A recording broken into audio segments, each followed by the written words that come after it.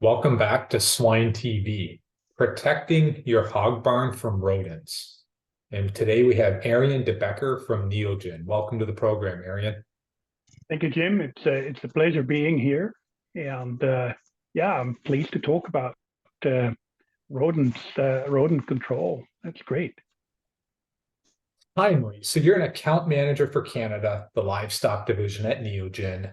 And I know we've talked a lot about biosecurity. Today it's rodents. What do we need to know, Arian? Right. So a lot of operations know a lot about biosecurity. We tend to have learned a lot about biosecurity over the years, and we can control a lot. We can control vehicle movement. We can control people movement, and the one thing that is difficult to control is rodents, because you can't tell them not to do something; they will do it. So it's difficult. It's dangerous, and there's a couple of dangers that really are um, important for all hog operations. And we're looking at transmission of disease, uh, damage to your building, fire risks. They are definitely a big concern. And then we've got possible loss of contamination of feed as well. Um, you know, that should not be underestimated. If you see one mouse, you've got a lot of them, and they eat like 5 pounds of feed per year. If you do the sums, all of a sudden, you're into the tens of thousands of dollars of loss of feed.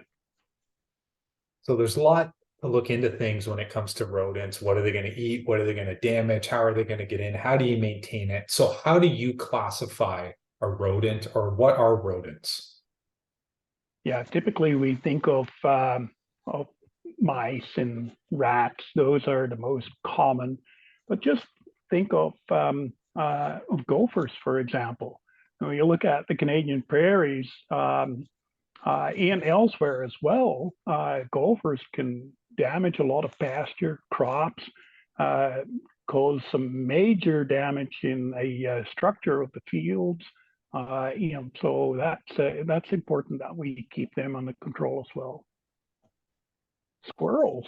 I'll give you an example. We just a couple of days ago, not far from here, had somebody drive into a local Ford dealership with a pickup truck that had tons of walnuts under the hood, and squirrels had just been loading it up, and then they damaged the wiring under there, and that's very expensive too.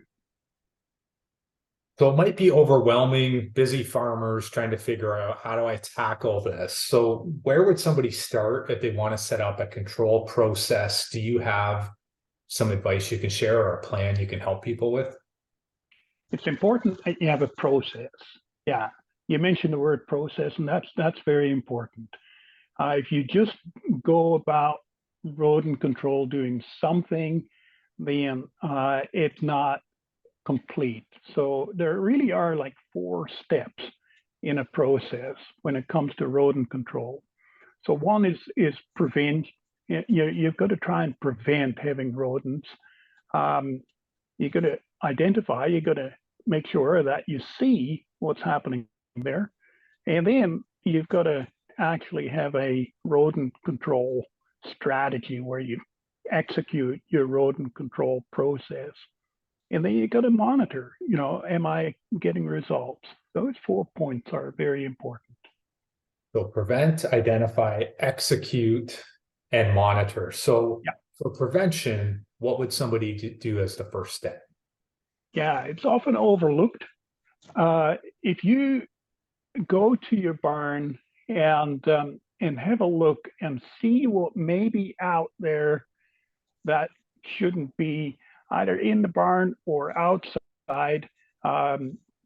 Anything that you've piled up, like old boards, pipes, or anything like that, that could be moved away from the barn and put somewhere else. And it not only looks better, it tidies the place up, but it really stops the mice, possibly rats, to go and hide in amongst all the, the rubbish that's lying around. Just clear it up, tidy it up, and that's a really good way to start to prevent. Then fix any holes. There may be any holes. It doesn't need a big hole for a mouse to come into your barn. As a matter of fact, just the diameter of a hole is probably not much more than the thickness of a pencil, and that's enough for a mouse to get in. So fix those up, and then clear any debris. Sorry, we talked about debris, but clear any possible feed that is spilled, and make sure those feed rests are all gone, so they don't feel attracted to that. And then the last one is weed control. Just go around the barn and create a weed-free strip around the outside of the barn, and probably about 3 to 4 feet wide. And just put some shade cloth down and some gravel on top, and that really is going to deter them from being close to the building. They don't like being in there. So that's some good tips to deter them. How do you know how to identify if you actually have them? If you have rodents? Yeah, a lot of people don't. They tell me I really don't have a rodent problem. I don't have any mice. I don't have any rats, and it's more often that people don't have any rats, and they might have mice, and but they don't see them. Yeah. So what I tell people is, look, have a look and see if there's anything that's been gnawed on, any chewing on wood, any chewing on perhaps on plastic, and are there any droppings anywhere? Are there any stains, any urine stains? Another one is if you go into your barn when it's dark and bring a flashlight and just have a little walk around, you will be surprised. You're gonna see some rodents running around. Keep your eyes and ears open. Yeah. So if you identify a problem, what should be part of the plan to get rid of them? Yeah, so you can use various methods. A real simple one that everybody can do is use live traps or snap traps or glue boards. You can get those. Anyone can get those. Like the general public can get those. And there are some poison baits that you can buy even if you aren't licensed or registered to use poison, and you can use those. Anyone can use those. A lot of those are what we call anticoagulants, like when it comes to poisons. And the anticoagulants, that means that the poison will actually stop any bleeding that a mouse or a rat has internally. It will not be able to stop that bleeding, and so it doesn't coagulate the blood, and so they'll bleed to death, which is pretty gruesome when you think of it. But we're talking about killing rats and mice. So until about 1970, there was warfarin and difecinone, which were what we call a first generation anticoagulant. And we did find that there was some resistance that was building up to the use of these products. And so they developed what they called a second generation anticoagulant. There's different types in there. So the first generation, like in our company, we have a product called Ramic, and everybody can use those. But the second generation, you need to be licensed to use those. And so you've got products that have active ingredients like brotificon, like the Havoc product that you see out there, bromadiolone, like Decimax, and bromethylene cyclyl, difevilone. Those are difficult names. Don't worry about that. I think what's important is that you do realize that these products are all on the market and need to be used in rotation with each other. So the rotation is very important because you can keep it attractive for mice and rats. You know, a mouse or a mouse or a rat can go in a barn and go into the trough and eat feed. But if you attract it to go into your bait station and then get it to eat the bait and poison it that way, that's what we're trying to do here. There is one other one that I just want to add to that. That's a zinc phosphide. Zinc phosphide is not an anticoagulant product, but it can come as a pellet or as a powder, or you can have it as a grain that's coated with it. The interesting thing about the zinc phosphide powder, for example, sometimes we call it tracking powder, is that the rodents will, when you have that in your bait station, they'll get it in their fur, and they'll take it with them to their nests, and then they'll groom themselves, or they'll have others groom them, and then, of course, that will lead to them dying. And so that's the tracking powder. That's an interesting one there. There's lots of ways that you can help. Now, what about checking or monitoring what is happening? Yes, you have to, earlier we talked about a process. You have to set up a little bit of a plan. So you have these bait stations, and so bait stations are placed,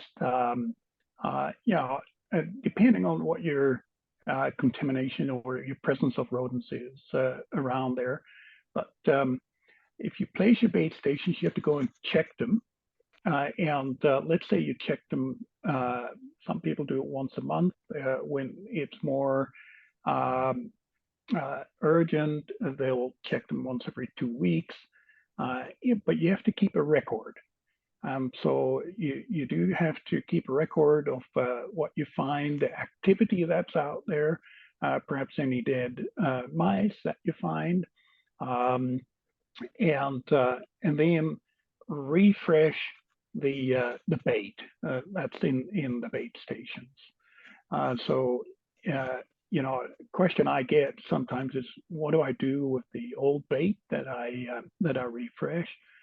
You can simply put it in a garbage bag and have it taken to the landfill. But when you refresh, you keep them interested. Sometimes you have to change it to a different type of rodenticide, and so then it's a different flavor, a different scent, and that really attracts them to it. So we really want them to eat it.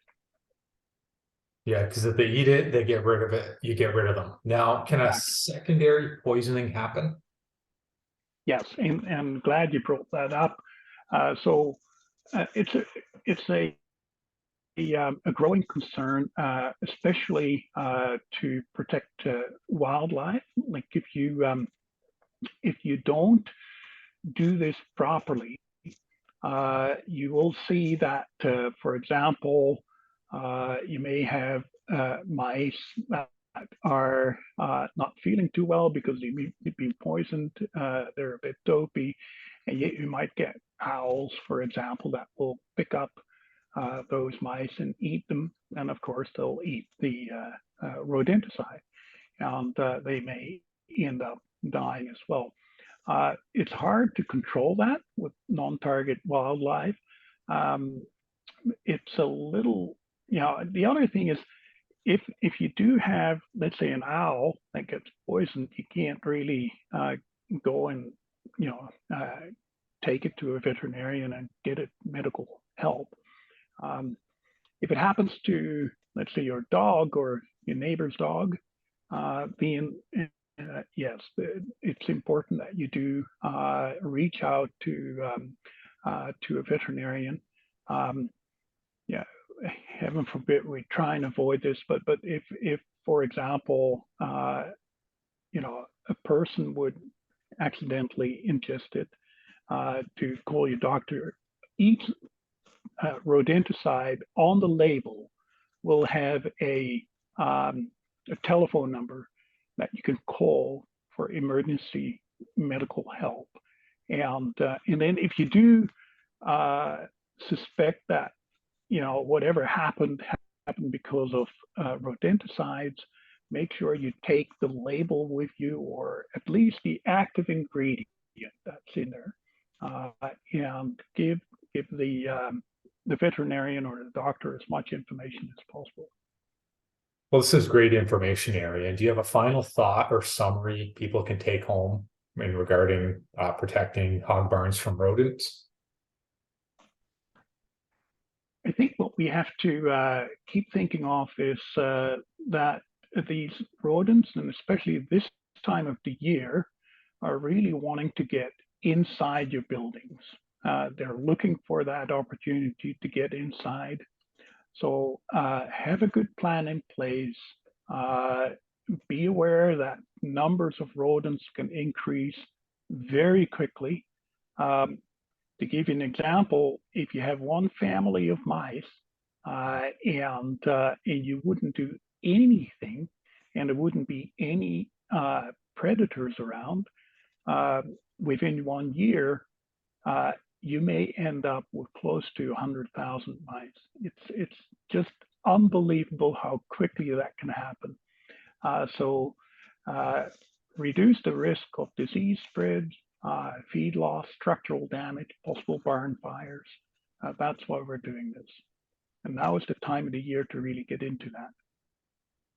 4-step process: prevent, identify, execute, and monitor. Arian de Bekker, thanks for joining us today.